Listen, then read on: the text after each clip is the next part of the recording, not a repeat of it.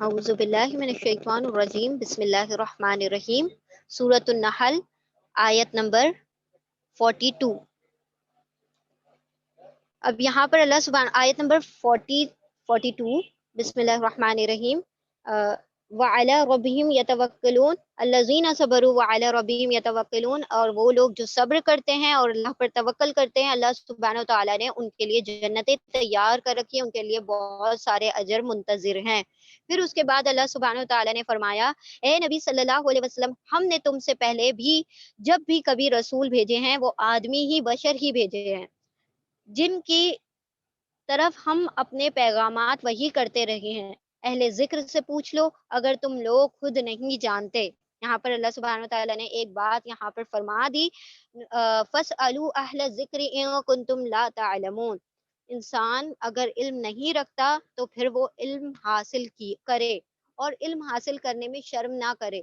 یعنی کہ انسان کو اگر سیکھنا پڑے تو چھوٹوں سے بھی سیکھے، بڑوں سے بھی سیکھے، اور اگر تم نہیں جانتے تو پھر ان لوگوں سے پوچھ لو جن کو اللہ سبحانہ وتعالیٰ نے علم دیا ہے۔ تو یعنی انسان کو اپنے آپ کو یہ نہیں سمجھنا چاہیے کہ ہمیں ہی کامل علم دے دیا گیا ہے۔ اور حضرت عمر رضی اللہ تعالیٰ عنہ کو قول ہے نا، جس نے کہا کہ میں نہیں جانتا تو بس وہی سب کچھ جانتا ہے، یعنی کہ اس کو ساری چیزوں کی خبر مل جائے گی۔ کہ جو کہہ دیتا ہے نا کہ میں اس چیز کو نہیں جانتا، تو اللہ سبحانہ وتعالیٰ پھر اس کو اس چیز کا علم بھی دیتے ہیں کسی بھی ذریعے سے۔ اور جو پھر اپنے اس پر تکبر کر جائے کہ مجھے تو ساری چیز کا علم ہے اور مجھ سے تو کوئی بڑھ کر ہو نہیں سکتا، تو پھر اللہ سبحانہ وتعالیٰ پھر اس کو اس کے علم میں کیا کر دیتے ہیں، جکڑ دیتے ہیں، اور پھر اس کے لیے علم کی راہیں بند ہو جاتی ہیں۔ تو یہاں پر فرما دیا گیا کہ اگر تم نہیں جانتے تو اہل الذکر سے پوچھو، جن کو اللہ سبحانہ وتعالیٰ نے علم عطا کیا ہے، ان سے پوچھ لو۔ پچھلے رسولوں کو بھی ہم نے روشن نشانیاں اور کتابیں دے کر بھیجا تھا، اور اب یہ ذکر تم پر نازل کیا ہے تاکہ تم لوگوں کے سامنے اس تعلیم کی تشریح اور توضیح کرتے جاؤ جو ان کے لیے اتاری گئی تھی، اور تاکہ لوگ خود بھی غور و فکر کریں۔ یہاں پر قرآن کریم کو ذکر کہا گیا ہے۔ یہ ذکر کا مطلب ہوتا ہے نصیحت، ایک ذکر کا مطلب ہوتا ہے ریممبرنس، یاد کرنا، اور ایک ذکر کا مطلب ہوتا ہے یاد دہانی، بار بار کسی چیز کو دہرانا، ریپیٹ کرنا۔ تو ذکر کا مطلب ہوتا ہے ریممبرنس بھی ہوتا ہے، انڈرسٹینڈنگ بھی ذکر میں آ جاتا ہے، تو سیکھنا، سمجھنا، سننا، یہ سارا کچھ اس میں ذکر میں آ جاتا ہے۔ اللہ سبحانہ وتعالیٰ نے فرمایا کہ اس ذکر کو تم سیکھو اور دوسروں کو سکھاؤ، اور اگر تم نہیں جانتے تو اس کو دوسروں سے سیکھ لو جو اہل ذکر ہے۔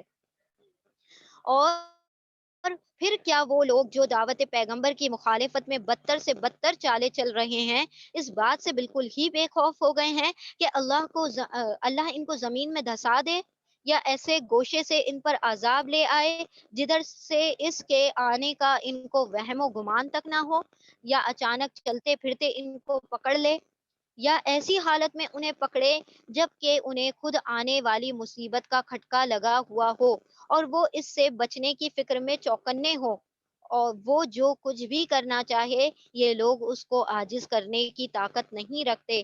حقیقت یہ ہے کہ تمہارا رب بڑا ہی نرم خو اور رحیم ہے۔ اللہ سبحانہ وتعالیٰ نرم خو ہے، اور وہ تمہیں مہلت دیے جاتا ہے، تم پر رحم کیے جاتا ہے کہ بندہ پلٹ آئے گا، لیکن جب تم نہیں پلٹتے تو پھر تمہیں تمہارے عذابوں میں ایسے وقت پکڑ لیتا ہے کہ تمہیں خبر بھی نہیں ہوتی، تم دنیا کے کاموں میں مشغول ہوگے اور وہ تمہیں پکڑ لے گا، تم پر عذاب آ جائے گا۔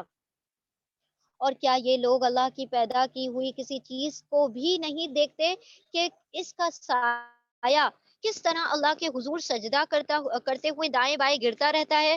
یعنی اللہ سبحانہ وتعالیٰ نے فرما دیا کہ صرف تم ہی نہیں بلکہ اس دنیا کی ہر چیز، یہاں تک کہ درخت بھی، اور ہر وہ چیز جو اللہ سبحانہ وتعالیٰ نے بنا دی ہے، اس کے سائے اللہ کو سجدہ کرتے ہیں۔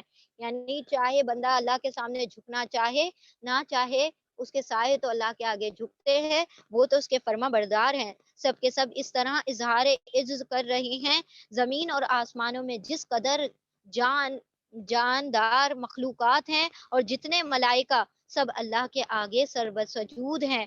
وہ ہرگز سرکشی نہیں کرتے، اپنے رب سے جو ان کے اوپر ہے ڈرتے ہیں، اور جو کچھ حکم دیا جاتا ہے اس کے مطابق کام کرتے ہیں. یعنی اللہ سبحانہ وتعالیٰ نے یہاں پر فرما دیا انسان کے علاوہ ساری مخلوقات اللہ سبحانہ وتعالیٰ کے حکم کے تابع ہیں. وہ اپنی مرضی سے کوئی کام نہیں کرتے.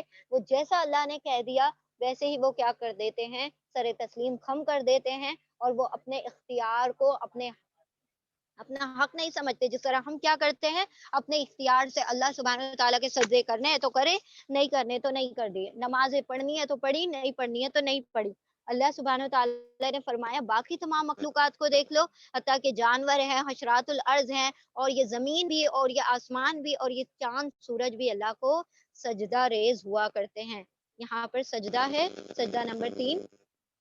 یہاں پر سجدہ کر لیجئے گا آیت نمبر 50 میں، سورہ نحل کی آیت نمبر 50. اللہ کا فرمان ہے کہ دو خدا نہ بنا لو، خدا تو بس ایک ہی ہے، لہٰذا تم بھی اس سے ڈرو. تم مجھی سے ڈرو، اسی کا ہے وہ سب جو کچھ آسمانوں اور جو کچھ زمین میں ہے، اور خالصاً اسی کا دین ساری کائنات میں چل رہا ہے. پھر کیا اللہ کو چھوڑ کر تم کسی اور سے تقوی کرو گے؟ یعنی اللہ کو چھوڑ کر کسی اور سے ڈرو گے، حالانکہ اللہ سے خشیت رکھنے کا حق زیادہ حقدار تو صرف اللہ سبحانہ و تعالیٰ ہے. اور پھر فرما دیا کہ ساری کائنات اسی کے دین پر چل رہی ہے. دین کا دیکھیں ایک مطلب ہوتا ہے طریقہ، وے، اور اللہ کے حکم کے تابع ہے. یعنی اس نے جو طریقہ بتا دیا ہے اسی کے مطابق چل رہی ہے. دن کو ہی سورج نکلے گا اور رات ہی کو چاند نکلے گا، اور چاند جو ہے سورج کے پیچھے ہی آئے گا اور رات جو ہے دن کے پیچھے آئے گی. ایسا کبھی نہیں ہوتا کہ دن آ گیا پھر دوبارہ سے دن نکل آیا ہو، رات آ گئی تو پھر کچھ اور ہو گیا. اللہ نے اگر ہواؤں کو رائٹ مطلب جنوب کی جانب چلنے کو کہا ہے تو جنوب، اگر آپ نے جغرافی میں ہواؤں کا وہ پڑھا ہوگا تو وہ بھی آپ دیکھیں گے کہ اللہ سبحانہ وتعالیٰ نے ہواؤں کو کیسے مسخر کر رکھا ہے. کچھ ہوائیں جو صرف ایسٹرن وے میں ہی چلتی ہے، ایسٹرلی کہلاتی ہیں، کچھ ویسٹرلی کہلاتی ہیں جو صرف ویسٹ میں ہی چلتی ہیں. کچھ ہوائیں ایسی ہیں جو صرف اور صرف مڈل وے مطلب اس پر چلتی ہیں، ساری دنیا کے خطے استوا پر چلتی ہیں، اکویٹر پر چلتی ہیں، وہ اوپر نیچے نہیں جایا کرتی. کچھ ہوائیں ایسی ہیں جو پوری دنیا کا چکر کاٹ رہی ہوتی ہیں. تو اس ہواؤں کے اندر بھی اللہ سبحانہ وتعالیٰ کا حکم چلتا ہے اور وہ اسی حکم کے تحت چلتی ہیں. اور یہ یہاں پر اگر آپ نے انڈیا کا اگر وہ پڑھا ہوگا، بارش کا جو موسم کا وہ ہے ڈسٹریبیوشن، وہ پڑھا ہوگا تو وہ نیچے سے جو ہوائیں چلتی ہیں جنوب سے چلتی ہوئی آ رہی ہوتی ہیں، اور وہ بارشیں برساتی ہوئی پھر مڈل یہاں پر مہاراشٹر کے درمیان میں آتی ہیں، وہاں پر بارشیں برساتی ہیں، پھر نارتھ میں جاتی ہیں اور سب سے کم بارش برساتی ہوئی اوپر کی طرف برساتی ہیں، اور پھر نیچے کی طرف سے دوبارہ آنا شروع ہو جاتی ہے. پھر ہوائیں اس کو بھاری کر دیتی ہے کیونکہ وہ سمندر سے گزر رہی ہوتی ہیں، پھر نیچے ساؤتھ میں دوبارہ سے موسلادھار بارش ہوتی ہے. تو وہ جو ایک نظام ہے وہ سارا کا سارا ہواؤں کا، بارشوں کے برسنے کا، وہ سارا کا سارا کیا ہے، اللہ سبحانہ و تعالیٰ کے حکم کے تابع ہے. اور ہر سال دیکھیں ہمارے جون سے ستمبر کو ہی بارش ہوتی ہے. کیوں؟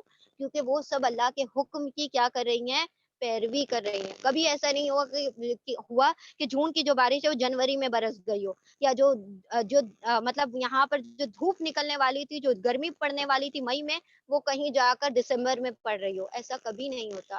یہ سارا کا سارا نظام اللہ کے حکم کے تابع ہے، سوائے انسانوں اور جنوں کے. یہ دو مخلوقات ہیں جو اللہ کے حکم کی نافرمانیاں کرتی ہیں.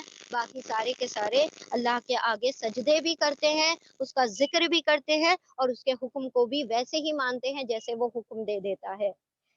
تم کو جو نعمت بھی حاصل ہے اللہ ہی کی طرف سے ہے. پھر جب کوئی سخت وقت تم پر آتا ہے تو تم لوگ خود اپنی فریادیں لے کر اس کی طرف دوڑ پڑتے ہو، مگر جب اللہ اس کو ٹال دیتا ہے تو یکایک تم میں سے ایک گروہ اپنے رب کے ساتھ دوسروں کو اس مہربانی کے شکریہ میں شامل کر لیتا ہے کہ فلاں کی وجہ سے یہ ہوا، یہ اس نے کیا تھا، یہ ان بابا نے کیے تھے، یہ ان کی دعا سے ہوا، یہ اس وجہ سے ہوا.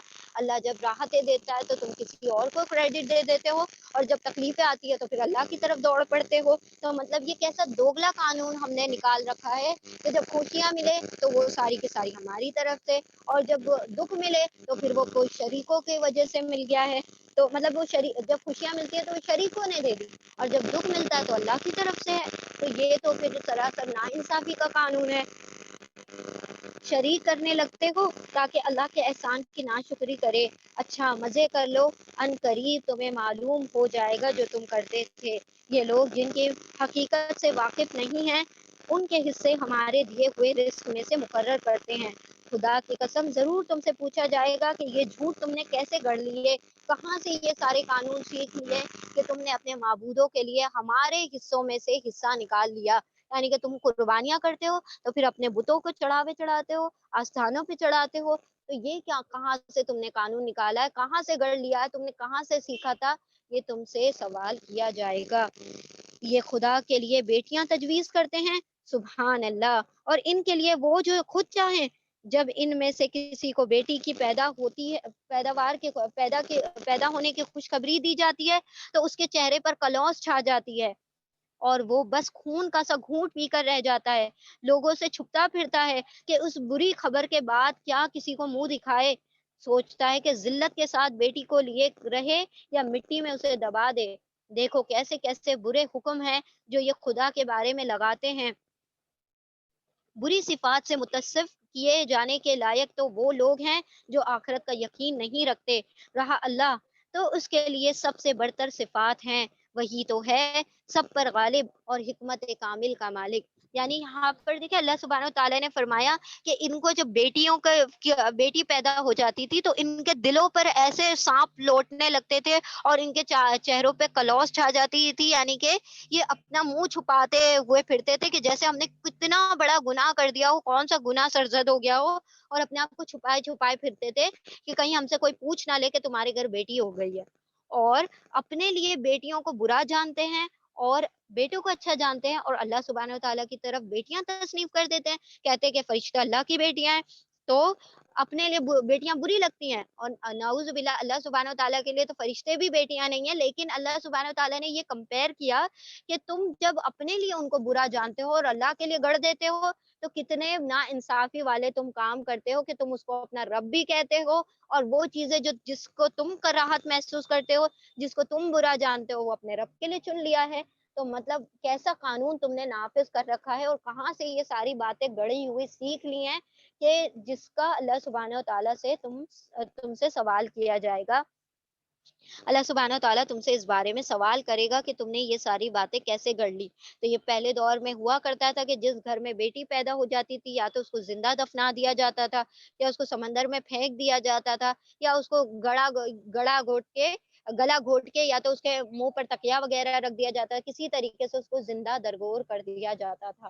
تو اللہ سبحانہ و تعالیٰ نے فرمایا کہ یہ کیسی کیسی تم نے، مطلب تمہارے نفس پر یہ کام کتنے آسان ہو گئے تھے کہ تم قتل کرنے کو بھی کچھ نہیں سمجھا کرتے تھے، اور اللہ سبحانہ و تعالیٰ نے اس امت کے لیے وہ ساری آسانیاں فرما دی کہ آپ صلی اللہ علیہ وسلم نے فرمایا کہ فاطمہ میرے جگر کا ٹکڑا ہے۔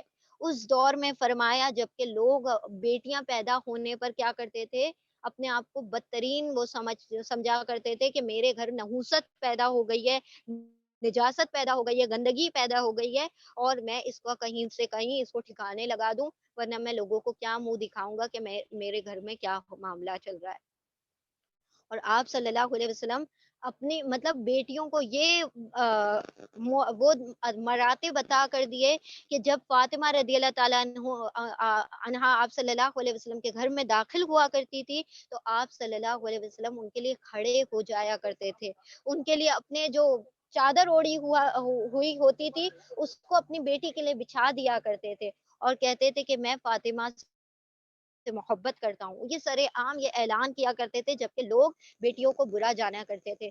تو آپ صلی اللہ علیہ وسلم نے عورتوں کو چاہے بیٹی کے شکل میں ہو، ماں کی شکل میں ہو، وہ عزتیں اور وہ مرتبے عطا کر دیے جو اس سے پہلے کسی بھی قوم میں، کسی بھی امت میں، کسی بھی مذہب میں نہیں دیے گئے تھے۔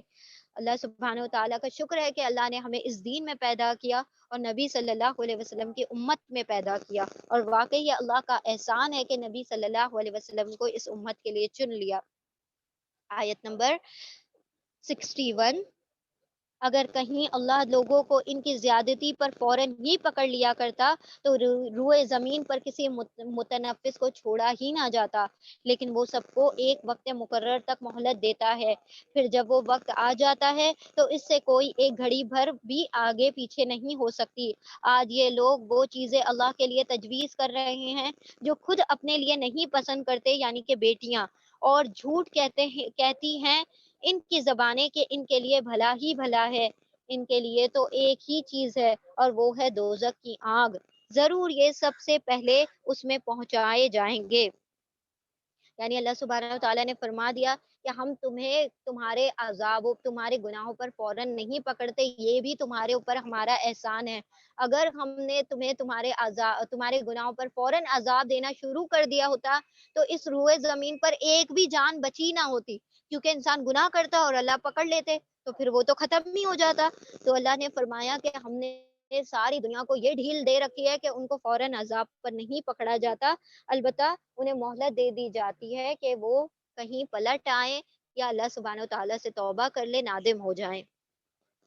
خدا کی قسم اے نبی صلی اللہ علیہ وسلم، تم سے پہلے بھی بہت سی قوموں میں سے ہم رسول بھیج چکے ہیں، اور پہلے بھی یہی ہوتا رہا ہے کہ شیطان نے ان کے برے کرتوت انہیں خوشنما بنا کر دکھا دیے۔ یعنی کہ وہ قتل کر رہے تھے لڑکیوں کا اور انہیں وہ برا نہیں لگ رہا تھا، نہ ان کے دل پسیجتے تھے، نہ انہیں کوئی نرمی محسوس ہوتی تھی، لیکن یہ جو سارا کام تھا ان کے لیے شیطان نے مزین کر دیا تھا، اور یہ بڑی آسانی سے قتل بھی کر لیا کرتے تھے، اور رسولوں کی بات انہوں نے مان کر نہ دی۔ وہی شیطان آج ان لوگوں کا بھی سرپرست بنا ہوا ہے اور یہ دردناک سزا کے مستحق بن کر رہیں گے۔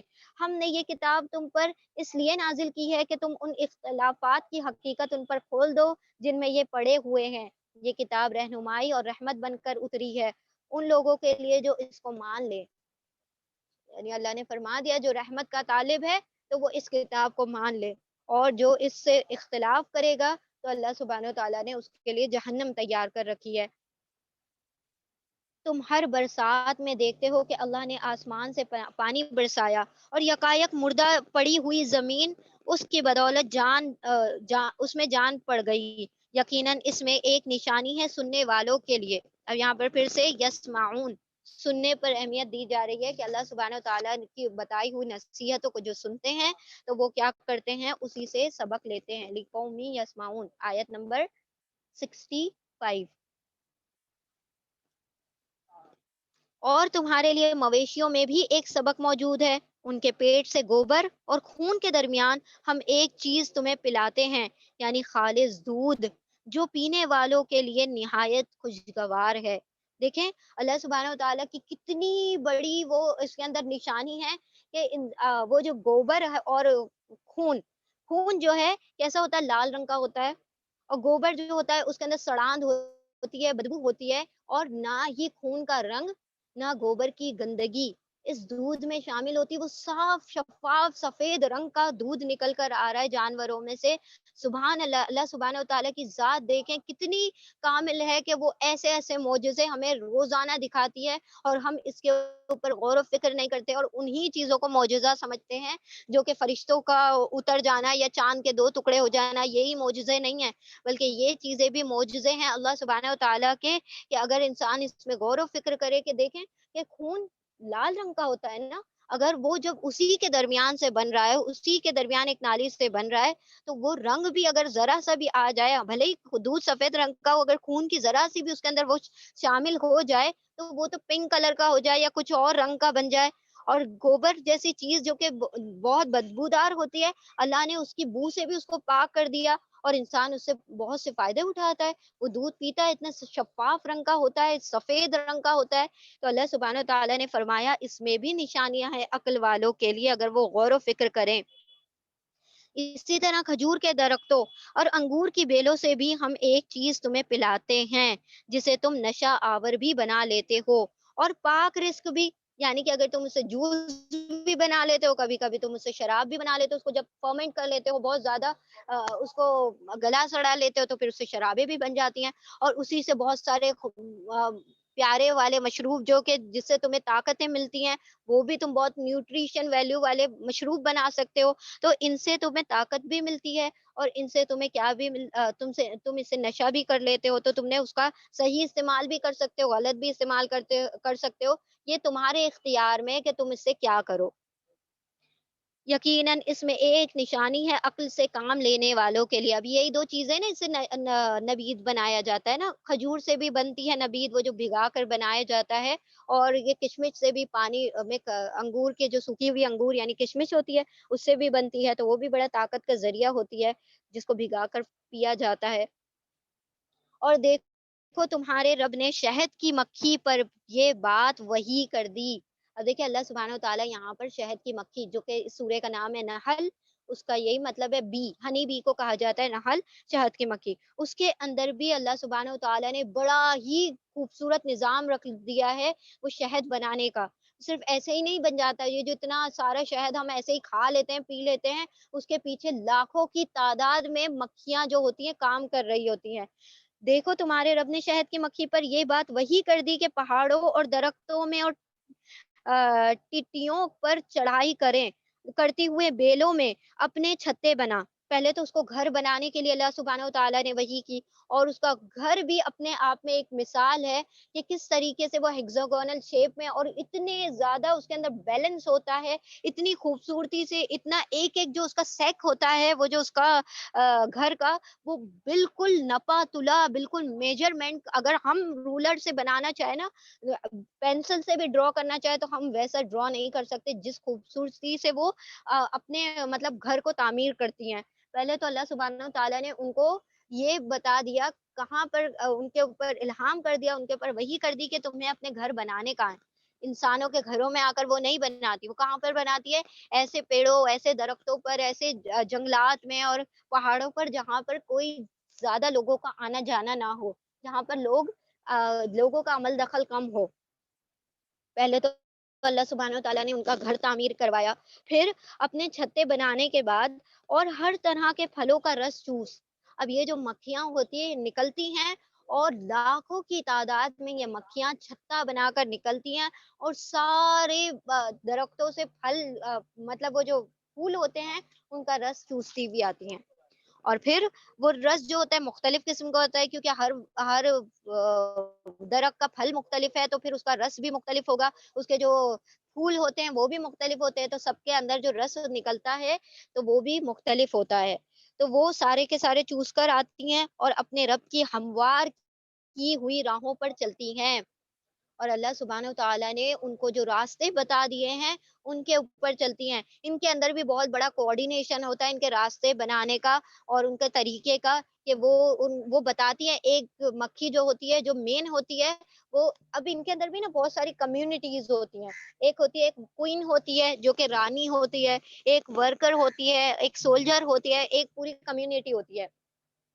کوئن جو ہوتی ہے، جو رانی ہوتی ہے، وہ صرف اور صرف یہ کام کرتی ہے کہ وہ انڈے دیتی ہے اور اس سے بہت ساری مکھیاں پیدا ہوتی ہیں، اس کا اور کوئی کام نہیں ہوتا. اور جو دوسری ہوتی ہے ورکر ہوتی ہیں. ورکر کون سی ہوتی ہیں؟ جو باقی تمام کام کرتی ہیں. جو ورکر بھی ہوتی ہے ان کا کیا کام ہوتا ہے کہ جو وہ تمام صفائی کا خیال رکھتی ہیں، مینٹین کرتی ہیں، جو کلینلینس کو مینٹین کرتی ہیں، ساری جگہ کی چھتوں کی، اور جو پھول آنے والے ہیں جن کے اوپر وہ کرنا ہے تو پہلے جا کے اس کی صفائی کر دیتی ہے، اور پھر جا کے جو چوسنے والی، جو رس چوسنے والی مکھیاں، اس سے وہ رس چوسا کرتی ہیں. تو یہ پہلے تو ان کی صفائی کرنے کا کام ہے.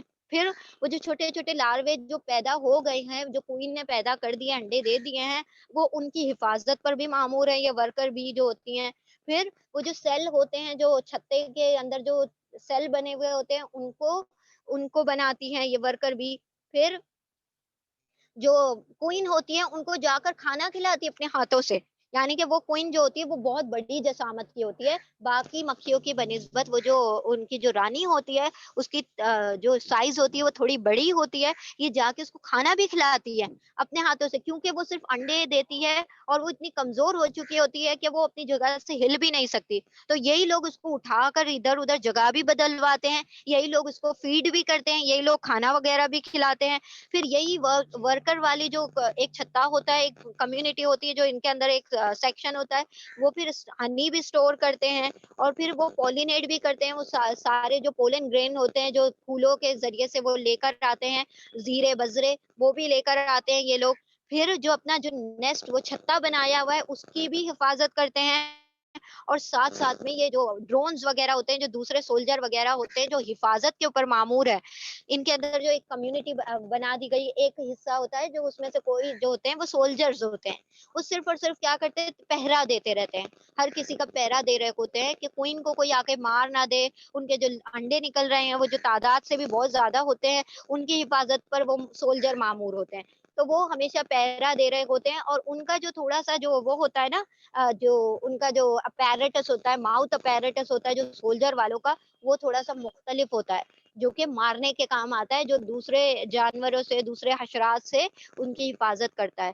تو اللہ سبحانہ و تعالیٰ نے ان کے اندر بھی، اگر وہ آپ کو ان اور یہ ہنی بی کے بارے میں سرچ کریں گے، آپ کو ایک بہت ہی خوبصورت ان کا ایک نظام ہے جیسے زندگی پتا چلے گا، اور اتنی آرگنائز وے میں سارا کچھ کرتے ہیں، یہ سارا کچھ مینج کر کے، سب آپس میں مشورہ کر کے، مطلب ایک وہ چیز جو انسانوں کے اندر ہونا چاہیے، آرگنائزیشن، اور پھر اس کے اندر ورکر جو کام کرنے والے الگ ہے، پھر ان کا مشورے کے لیے ایک الگ ٹیم بنائی جاتی ہے، پھر وہ آپس میں وہ ایک جو ان کے اندر وہ آواز جو نکلتی ہے نا، وہ بھی مختلف قسم کی آوازیں نکالتی ہیں، پھر اس کے بعد جو ان کا گھومنا ہوتا ہے، کوئی راؤنڈ راؤنڈ کر کے دکھاتی ہیں، کوئی سیدھا سیدھا، کوئی وی بنا کے دکھاتی ہیں، وہ سارے کے سارے انڈیکیٹرز ہوتے ہیں، انڈیکیشنز دیتی ہیں کہ یہاں پر خطرہ ہے، اس طرف جانا ہے، یا پہلے وہ بتا دیتی کہ اس طریقے سے راستہ ناپنا ہے اور اسی طریقے سے تم نے واپس آنا ہے، تو وہ ساری کی ساری ان کے حکم کے مطابق کام کر رہی ہوتی ہیں، اور یہ سارا ٹیم ورک کو بھی بہت زیادہ ایمفیسس کرتی ہیں کہ سارے لوگ مل کر یونائٹ ہو کر کام کرتے ہیں، یہ کبھی بھی ایک دوسرے سے الگ ہٹ کر کام نہیں کرتے۔ تو اللہ سبحانہ و تعالیٰ نے یہ بھی اتنا خوبصورت اسپیسیمن بنا دیا ہے انسان کی تربیت کے لیے کہ انسان اگر ان سے نصیحتیں لینا چاہے تو جانور بھی انسان کی نصیحتیں کرنے پر اللہ سبحانہ و تعالیٰ نے ان کو معمور کر رکھا ہے۔ تو دیکھیں، یہ چھتا بناتی ہیں، پھر اس سے پھلوں کا رس چوس کر اور اپنے رب کی ہموار کی ہوئی راہوں پر چلتی ہیں۔ اس مکھی کے اندر سے رنگ برنگا ایک شربت نکلتا ہے جس میں شفا ہے لوگوں کے لیے، یقیناً اس میں بھی ایک نشانی ہے ان لوگوں کے لیے جو غور و فکر کرتے ہیں۔ اب اللہ سبحانہ و تعالیٰ نے فرما دیا ان کے پیٹ سے رنگ برنگا وہ نکلتا ہے۔ اب ایک سائنٹسٹ نے 25 سال ریسرچ کی اور پھر اس کو پتا چلا کہ شہد کے اندر بھی مختلف رنگ ہوتے ہیں، جو اس کے اندر بھی بہت سارے شیڈز ہوتے ہیں، کلر ہوتے ہیں، اس کو 25 سال کے ریسرچ کے بعد پتا چلا، جو کہ اللہ سبحانہ و تعالیٰ نے ہمیں 1400 سال پہلے بتا دیا کہ وہ جو شہد ہوتا ہے، جو مشروب نکلتا ہے مکھی کے پیٹ سے، وہ رنگ برنگا ہوتا ہے اور اس میں شفا ہے۔ آپ صلی اللہ علیہ وسلم کی حدیث کے مفہوم میں 2 چیزوں میں شفا رکھ دی گئی ہے، ایک ہے شہد میں، دوسری ہے قرآن کریم میں۔ تو لوگوں نے پوچھا کہ وہ شاید امام ابن قیم رحمۃ اللہ علیہ یا تیمیہ ہیں، تو ان سے پوچھا کہ یہ دونوں کا کیا کمبینیشن ہے، مطلب کہ قرآن اور شہد یہ کیسا کومبو ہے؟ تو انہوں نے فرمایا کہ قرآن جو ہے روح کی شفا ہے اور شہد جو ہے جسم کی شفا ہے، یہ کمبینیشن ہے، اسی لیے اللہ سبحانہ و تعالیٰ نے یہاں پر فرما دیا کہ اس میں بھی شفا ہے۔ اور اس سے پہلے ہم نے پڑھا کہ قرآن شفا ہے اور تمہارے لیے رحمت ہے اور تمہارے لیے برکت کا ذریعہ ہے۔ ہم قرآن کی تو بہت ساری صفات پڑھتے آ رہے ہیں، یہاں پر شہد کی جو صفت بتائی گئی اس میں بھی شفا ہے، تو وہ جسموں کی شفا ہے اور وہ روحوں کی شفا ہے۔ اور دیکھو، اللہ نے تم کو پیدا کیا، پھر وہ تم کو موت دیتا ہے، اور تم میں سے کوئی بدترین عمر کو پہنچ جاتا ہے، یعنی کہ بہت زیادہ ضعیف ہو جاتا ہے، تاکہ سب کچھ جاننے کے بعد پھر کچھ نہ جانے، یعنی اتنا سارا کچھ اس کے پاس ایکسپیرینس ہے، سارا کچھ ہے، لیکن اللہ نے پھر بھولنے کی عمر لے آئی ہے، یعنی کہ جو اتنا بڑھاپا، اتنے ضعف طاری ہو گیا کہ اسے کچھ یاد ہی نہیں رہتا، تو اللہ سبحانہ و تعالیٰ نے فرمایا کہ ہم اس کو ضعیفی تک پھیر دیتے ہیں۔ حق یہ ہے کہ اللہ ہی علم میں بھی کامل ہے اور قدرت میں بھی کامل ہے، یعنی اللہ سبحانہ و تعالیٰ کو نہ ضعف آتا ہے، نہ کمزوری آتی ہے، نہ اللہ سبحانہ و تعالیٰ کا جیسے وقت گزرتا جا رہا ہے تو اللہ سبحانہ و تعالیٰ کے علم میں کسی چیز کی کمی آ جائے یا بھولنے لگ جائے، نعوذ باللہ، ایسا نہیں ہوتا۔ اللہ کا علم مزید مزید مزید ہے، یعنی کہ کامل ترین علم ہے، اس کے علم میں نہ کبھی گھٹنا ہوگا، نہ کبھی اس کے اندر کسی قسم کی کمی ہوگی، اور نہ اس کو کبھی ضعف آئے گا، نہ کمزوری آئے گی۔ اور یہ تو انسانوں ہی کے لیے اللہ سبحانہ و تعالیٰ نے علم کا بھولنا بھی رکھ دیا، علم کی کمی بھی رکھ دیا، علم کا نقص بھی رکھ دیا ہے، اور اس کا ضعف اور اس کی کمزوری بھی رکھ دی ہے۔ آیت نمبر 71، واللہ فضل بعدکم علی بعد فی رزق، اللہ سبحانہ و تعالیٰ نے ایک دوسرے کو تم پر فضیلت دی رزق میں، اب رزق کا صرف مطلب نہیں ہوتا ہے کھانا پینا، بلکہ ہر وہ چیز جو اللہ نے عطا کی ہے سارے پروویژن رزق ہی کہلاتے ہیں۔ تو کسی نہ کسی چیز میں تمہیں فضیلت دے دی گئی، کسی کو علم میں دے دی، کسی کو جسم میں دے دی، کسی کو خوبصورتی میں دے دی فضیلت، کسی کو مال میں دے دی، کسی کو اسٹیٹس دے دیا، کسی کو عزت میں فضیلت دے دی ہے۔ تو اللہ سبحانہ و تعالیٰ نے اس میں کیا کیا، ایک دوسرے سے بڑھا چڑھا کر رزق کو دیا ہے۔ وہ ایسے نہیں ہے وہ ایسے نہیں ہے کہ اپنا رزق اپنے غلاموں کی طرف پھیر دیا کرتے ہوں تاکہ دونوں اس رزق میں برابر کے حصہ دار بن جائیں۔ تو کیا اللہ ہی کا احسان ماننے سے ان لوگوں کو انکار ہے؟ یعنی اللہ سبحانہ و تعالیٰ نے جو جس کو دے دیا وہ اس میں بڑا خوش ہے، وہ یہ نہیں سوچتے کہ ہم اپنا پورا آدھا رزق کیا کر دیں کسی غریب کو دے دیں تاکہ ہم دونوں برابر ہو جائیں۔ اللہ نے فرمایا کہ کوئی کسی کو اپنا کچھ نہیں دیتا، یہ تو تمہارا رب ہے جس نے تمہیں اتنا زیادہ اپنے فضل و کرم سے عطا کر دیا، تو پھر بھی تم کیا کرتے ہو، اس کا انکار کرتے ہو اور اللہ سے یجحدون، تم ان لوگوں اللہ سبحانہ و تعالیٰ سے کیا کرتے ہیں، اس کے احسان کو ماننے سے انکار کرتے ہیں۔ آیت نمبر 72، اور وہ اللہ ہی ہے جس نے تمہارے لیے تمہاری ہم جنس بیویاں بنائیں اور اسی نے ان بیویوں سے تمہیں بیٹے پوتے عطا کیے اور اچھی اچھی چیزیں تمہیں کھانے کو دی۔ پھر کیا یہ لوگ یہ سب کچھ دیکھتے اور جانتے ہوئے بھی باطل کو مانتے ہیں اور اللہ کے احسان کا انکار کرتے ہیں اور اللہ کو چھوڑ کر ان کو پوجتے ہیں جن کے ہاتھ میں نہ آسمانوں سے انہیں کچھ بھی رزق دینا ہے، نہ زمین سے، اور نہ یہ کام وہ کر ہی سکتے ہیں۔ بس اللہ کے لیے مثالیں نہ گڑھ لو، اللہ جانتا ہے تم نہیں جانتے، یعنی کہ کوئی بندہ اس پر قادر نہیں ہے کہ کوئی کسی کو رزق کھلا دے یا دے دے، یہ تو صرف اللہ سبحانہ و تعالیٰ کی ذات ہے جو سب میں رزق تقسیم کیے ہوئے ہے اور وہی سب کو رزق دیتا ہے۔ اور اللہ سبحانہ و تعالیٰ نے اس میں بھی تمہارے لیے نشانیاں ہیں کہ تمہارے سکون کے لیے تمہارے لیے تمہارے جوڑے بنا دیے اور تمہاری نسلوں کو آگے بڑھا دیا، جو کہ تم جس سے اپنی قوت کا وہ کرتے ہو نا، انسان اپنے قوت سے بازو سمجھتا ہے اپنی اولاد کو، تو تمہاری راحت و سکون کے لیے تمہیں اولادیں بھی دے دی جو تمہارے نام کو قائم رکھتی ہیں، جو تمہارا سہارا بنتی ہیں۔ اللہ ایک مثال دیتا ہے، ایک تو ہے غلام جو دوسرے کا مملوک ہے اور خود کوئی اختیار نہیں رکھتا، دوسرا شخص ایسا ہے جسے ہم نے اپنی طرف سے اچھا رزق عطا کیا ہے اور وہ اس میں سے کھلے اور چھپے خوب خرچ کرتا ہے۔ بتاؤ کیا یہ دونوں برابر ہو سکتے ہیں؟ الحمدللہ، مگر اکثر لوگ اس سیدھی سیدھی بات کو بھی نہیں سمجھتے۔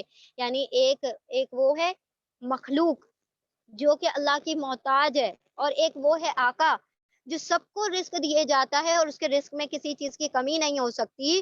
تو یہ مخلوق اور خالق بھی کبھی برابر ہو سکتے ہیں؟ کبھی بھی نہیں ہو سکتے۔ تم تو دنیا کی زندگی میں اپنے سرونٹ کے اپنے آپ کو برابر نہیں سمجھتے اور اپنے خالق کے برابر معبود ٹھہرا دیتے ہو، یعنی کہ کوئی اگر تمہارے یہاں نوکری کرتا ہے تو تم اس کو حقیر جانتے ہو اور اپنے رب کے ساتھ شریک ٹھہرا دیتے ہو ان حقیر لوگوں کو جو کہ اللہ کی بنائی ہوئی مخلوقات ہیں۔ تو یہ دونوں تو کبھی بھی برابر نہیں ہو سکتے۔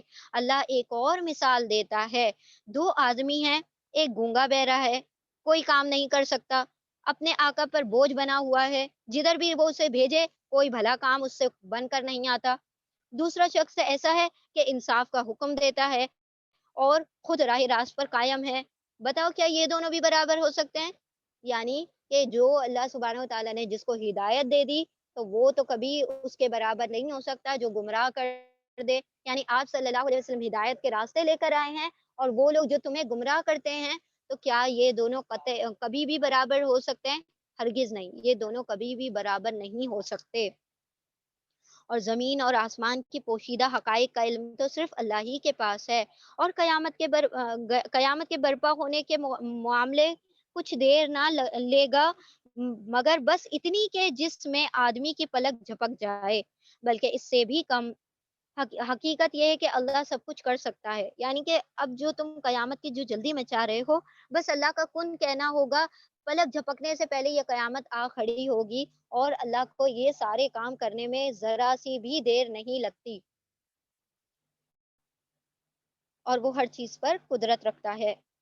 کیا ان لوگوں نے کبھی پرندوں کو نہیں دیکھا کہ اللہ نے تم کو تمہاری ماؤں کے پیٹوں سے نکالا اس حالت میں کہ تم کچھ نہ جانتے تھے، اس نے تمہیں کان دیے، آنکھیں دی اور سوچنے والے دل دیے، اس لیے کہ تم شکر گزار بنو. یعنی اللہ سبحانہ تعالیٰ نے جو انسان کے انفس میں جو نعمتیں رکھی ہیں وہ اس کے شکر کے لیے دی ہیں. اب شکر کا یہ مطلب نہیں ہے کہ ہم الحمدللہ کی تسبیح پڑھنے بیٹھ جائیں.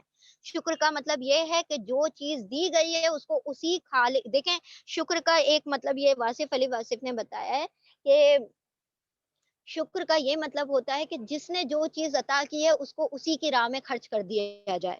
یعنی یہ آنکھیں، یہ ناک، یہ کان، یہ ہونٹ، یہ زبان، یہ سب کچھ اللہ کا عطا کردہ ہے تو اللہ ہی کی راہ میں خرچ کر دیا جائے تو یہی اس کا شکر بجا لانا ہے.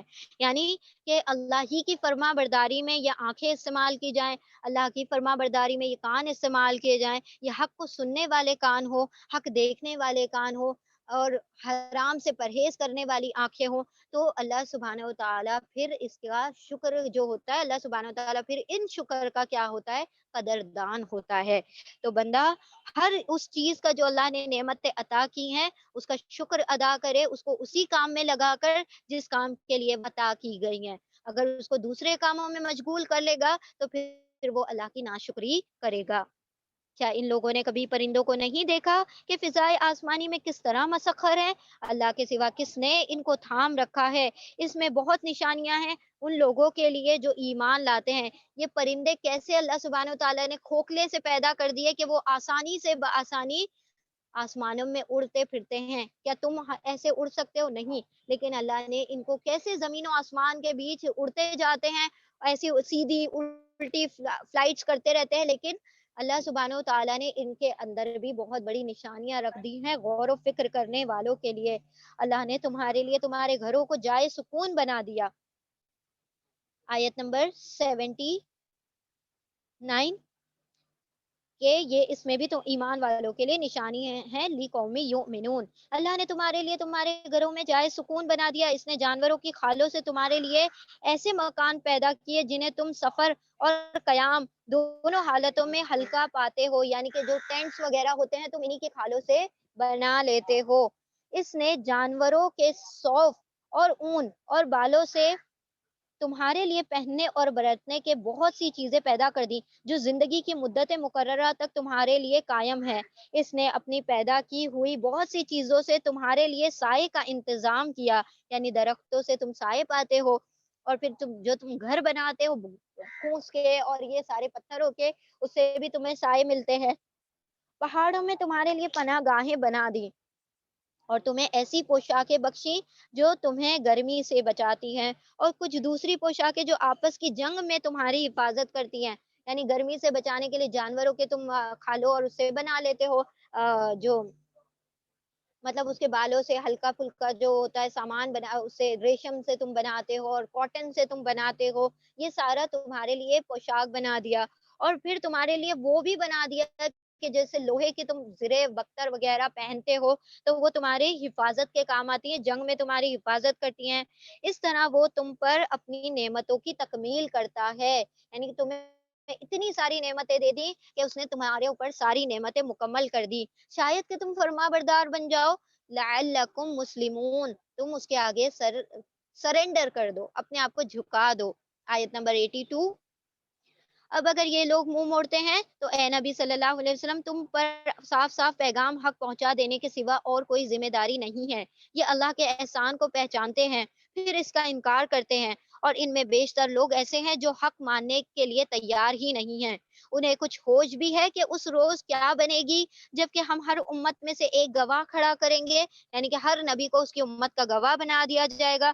پھر کافروں کو نہ حجتیں پیش کرنے کا موقع دیا جائے گا نہ ان سے توبہ اور استغفار ہی کا مطالبہ کیا جائے گا. ظالم لوگ جب ایک دفعہ عذاب دیکھ لیں گے تو اس کے بعد نہ ان کے عذاب میں کوئی تخفیف یا کمی کی جائے گی اور نہ انہیں ایک لمحہ بھر کی مہلت دی جائے گی.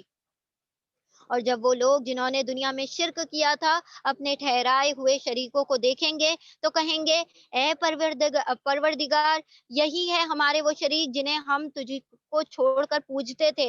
اس پر ان کے وہ معبود انہیں صاف جواب دے دیں گے. اب یہ جو زندہ لوگوں کو بنا لیتے ہیں اپنا معبود اور ان کے آگے سر بسجود ہو جاتے ہیں، یہ ان کے بارے میں، یہ بتوں اور لکڑی پتھروں کی بات نہیں ہے، اس زندہ لوگوں کی بات ہے کہ جن کے آستانوں پہ سجدے کیے جاتے ہیں، تو اللہ سبحانہ وتعالیٰ نے فرما دیا کہ وہ لوگ کیا ہیں، اس پر ان کے وہ معبود کہہ اٹھیں گے کہ تم جھوٹ کہتے ہو۔ اس وقت یہ سب اللہ کے آگے جھک جائیں گے، اور ان کی وہ ساری افترا پردازیاں رفو چکر ہو جائیں گی جو یہ دنیا میں کرتے تھے، یعنی کہ وہ جو جن کو انہوں نے معبود مان رکھا تھا وہ تو اللہ کے آگے سجدہ کر لیں گے،